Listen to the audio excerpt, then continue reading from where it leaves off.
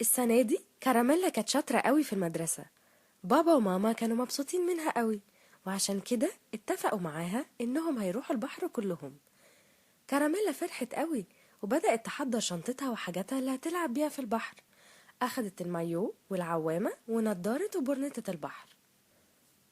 بابا قال لكراميلا: ايه رأيك يا كوكي لو أخدنا معانا دودو وموري قرايبنا تلعبي معاهم ويبقوا مبسوطين؟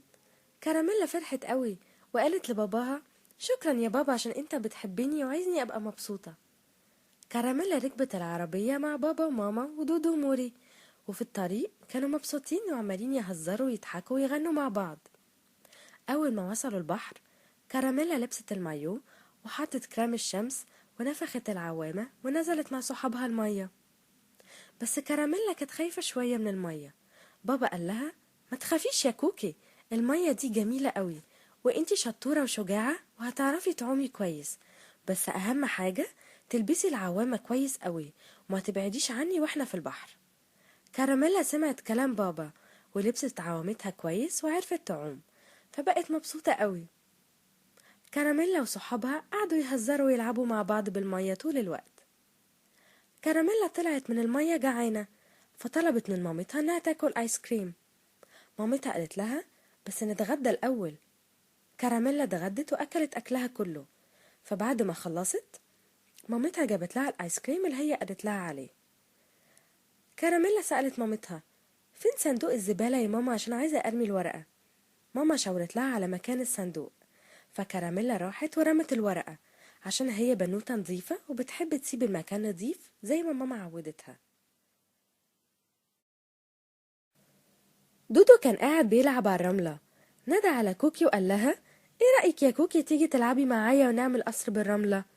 كوكي قالت له: انا كمان يا دودو عايزة ألعب معاك بالرملة. دودو وكوكي جابوا الجردل والجاروف وقعدوا يلعبوا مع بعض وعملوا قصر جميل قوي بالرملة. في الوقت اللي دودو وكوكي كانوا بيلعبوا بالرملة، موري كان قاعد بيلعب بالطيارة الورق ويطيرها فوق في السما. دودو وكراميلا قالوا له: ممكن نلعب معاك؟ موري قال لهم: اه طبعا، تعالوا العبوا معايا، بس انا معايا طيارتين بس واحنا 3. فقالوا له: مش مشكلة، نبدل الطيارتين مع بعض كلنا، واحد يلعب بالطيارة شوية ويديها لصاحبه ويلعب بيها هو كمان. بابا وماما كانوا مبسوطين قوي منهم عشان هما مش بيتخانقوا وبيشاركوا لعبهم مع بعض. دودو وكراميلا وموري قعدوا يطيروا الطيارة لفوق خالص في السما، وكمان عملوا سباق مين أعلى طيارة هتطير. لعبوا مع بعض كتير وضحكوا كتير وكانوا مبسوطين. فريسكا فريسكا، ماما سألتهم: مين عاوز منكم فريسكا؟ كراميلا سألت مامتها: ايه يا ماما الفريسكا دي؟ ماما قالت لكراميلا: دي زي البسكوتة، شكلها مدور ورفيعة وعليها عسل وطعمها حلو قوي، دوقوها هتعجبكم. دودو قال: انا عايز واحدة، وموري وكوكي قالوا: واحنا كمان. ماما قالت لهم: خلاص كلنا هندوقها. كراميلا اكلت الفريسكا وعجبتها قوي. حلوة قوي يا ماما.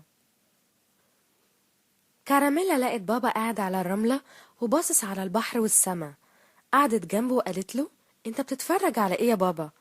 بابا قال لها: انا بتفرج على الغروب يا كوكي، انت عارفة ايه هو الغروب؟ كراميلا قالت له: لا يا بابا مش عارفة، ممكن لو سمحت تقولي؟ الشمس يا كوكي بتبقى موجودة طول اليوم تنور لنا الدنيا، فبنعرف نشتغل ونروح المدرسة ونلعب، وآخر اليوم الشمس بتغرب وبتروح تنور في بلد تانية، وإحنا الدنيا عندنا بتضلم، فالقمر يجي ينور لنا بالليل، وقتها إحنا بنكون تعبنا وعايزين نرتاح وننام. كراميلا قالت لبابا: فعلا يا بابا، أنا حاسة إني تعبانة ومحتاجة أروح أنام، أنا لعبت النهاردة كتير وانبسطت قوي. شكرا يا بابا على اليوم الجميل ده. بابا قال لكراميلا: العفو يا كوكي، نروح دلوقتي ننام، وبكرة إن شاء الله أول ما الشمس تطلع نبتدي يوم جديد ننبسط فيه تاني زي النهاردة.